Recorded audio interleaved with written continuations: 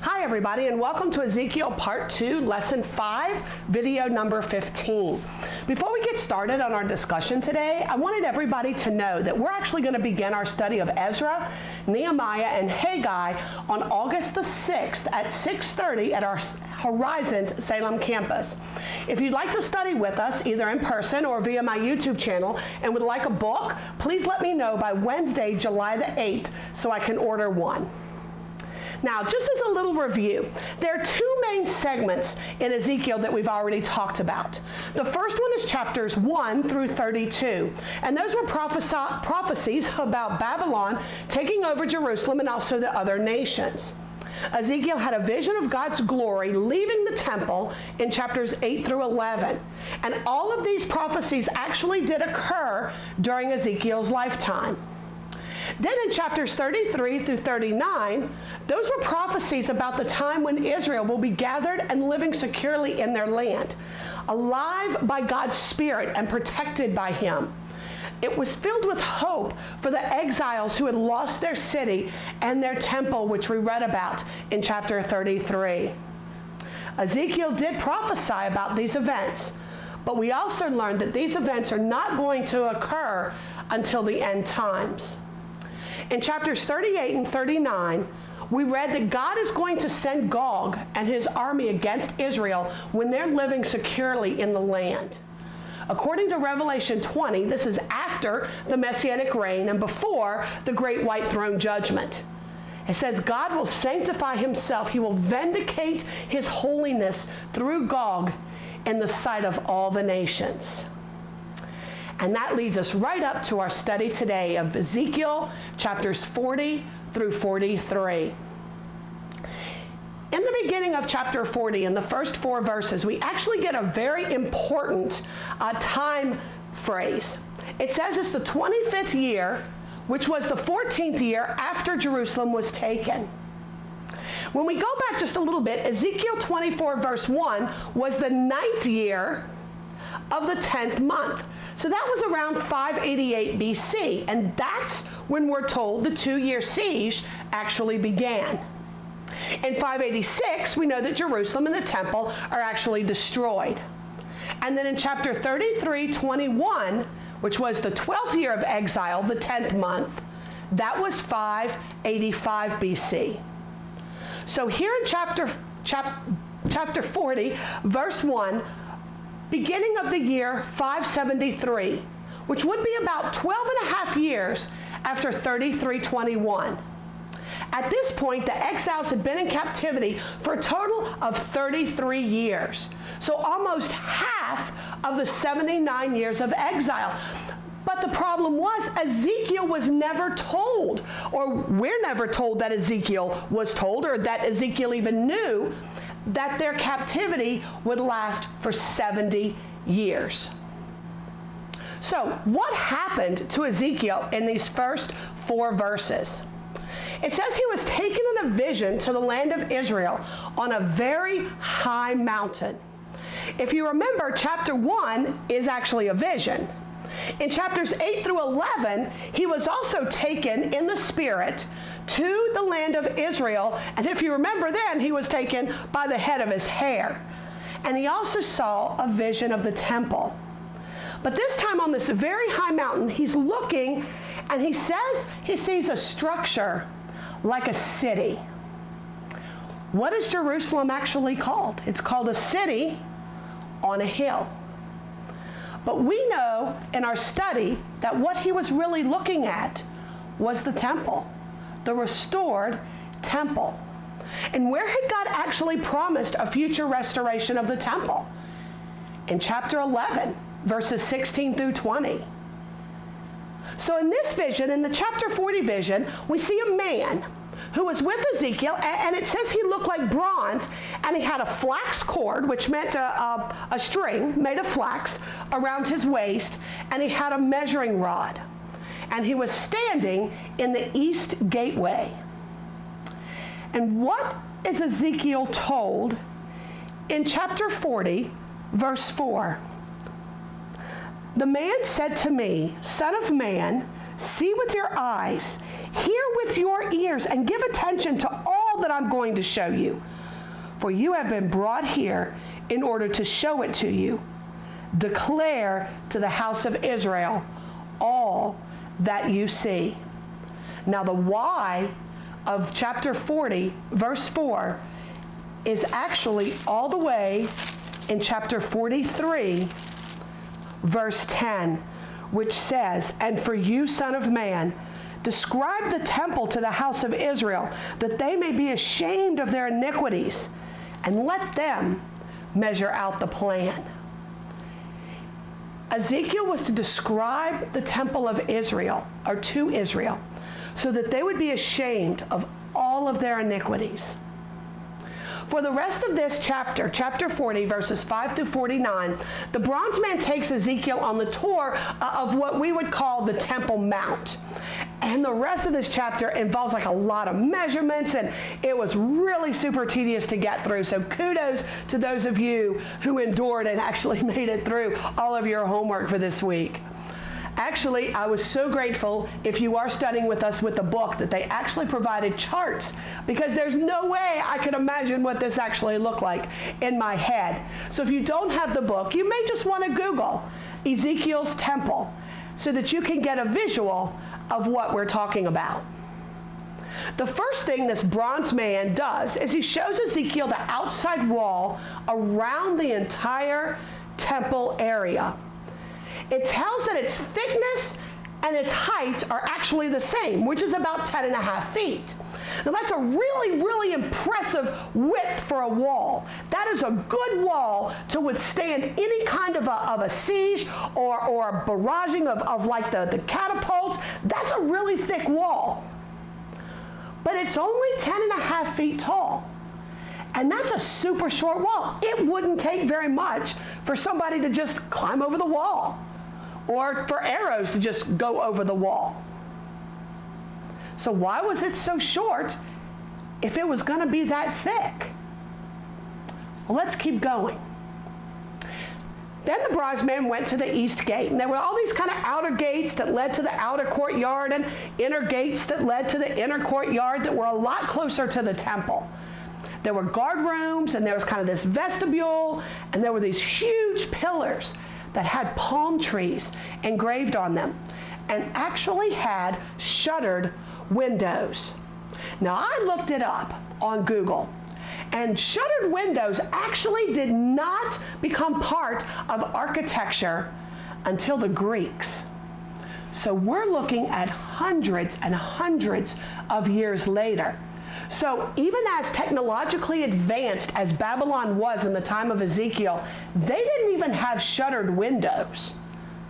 But Ezekiel was seeing something on the temple he had never seen before. So now he went to the outer court and he measured it. And we're also told that there was a north gate and a south gate. So we have gates on the north, the south, and the east, but we're not ever told there's a west gate. In verses 38 through 43, it tells us about these chambers and these porches and tables that are at the gates where the burnt, sin, and guilt offerings were rinsed and slaughtered. And we're actually going to get more into those sacrifices in our study next week. In verses 44 through 47, they also had very specified chambers. One was for all of the singers, and one was especially for the priests. Now, we were told about two groups of priests that were actually described. One were those who kept charge of the temple, and the other were the ones who were in charge specifically of the altar. And those in charge of the altar were from the lineage of Zadok. And those are the ones who are described as the ones who come near to minister to the Lord. We're also going to get more into those priests and the priesthood next week. At the end of the chapter, we see that Ezekiel actually was brought by the bronze man to the porch of the temple. So far, we've only gotten a picture of the outer court and just a little bit of the inner court. But starting in chapter 41, this gives us actually the measurement of the temple proper. So the bronze man took Ezekiel from the porch to the nave, to a short little hallway, and he said, "This is the holy place, which stands in front of the Holy of Holies."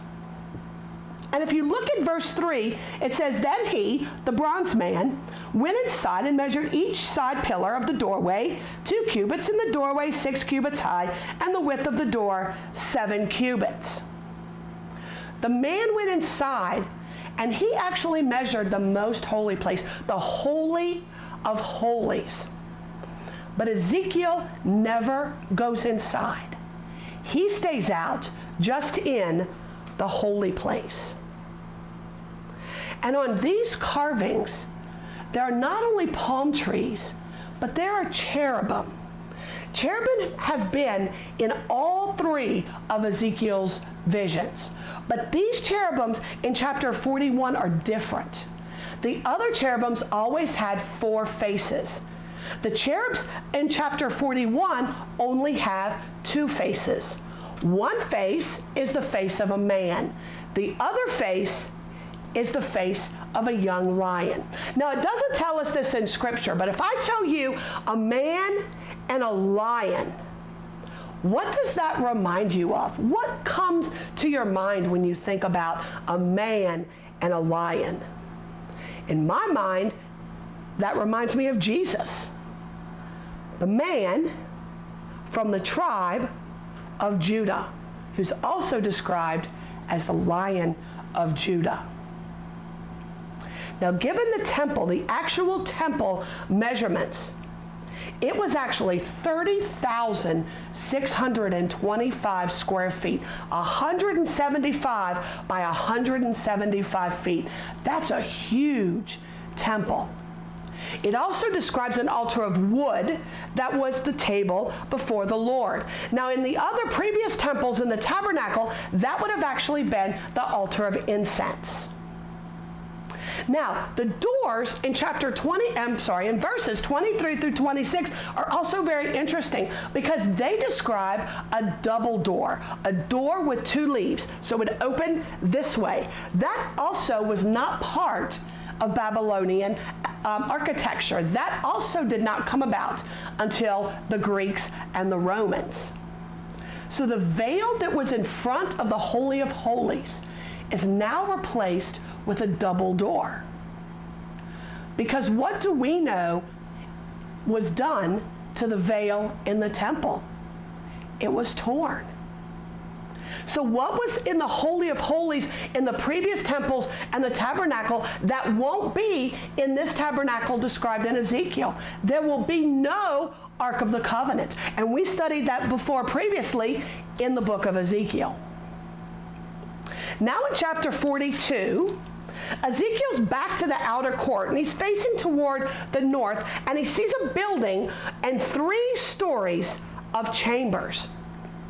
The north and the south chambers were for the priests who were near the Lord, those for the lineage of Zadok. And they ate the holy things, which was very acceptable. It was okay. As a matter of fact, in the book of Leviticus, God made a provision for those priests because they didn't have land that they could cultivate themselves. So they were allowed to eat some of the holy things. And some more offerings are mentioned in verse 13. Again, we see the grain, the sin, and the guilt offering. This is also where the priests kept their holy garments. When they came in to these chambers, they had to change their clothes. They couldn't wear their street clothes. They had to go through a ritualistic cleansing and then put on their holy garments. Before they left, they would have to change out of their holy garments and put back on their street clothes before they went into the outer court. The bronze man then measured all the way around the entire temple complex, almost a mile on each side. It measured 765,625 square feet, nearly 4 square miles of temple holy ground. And we learned that the walls were 10 foot thick, but only 10 foot high. And here we find out why they weren't so high. in verse 20.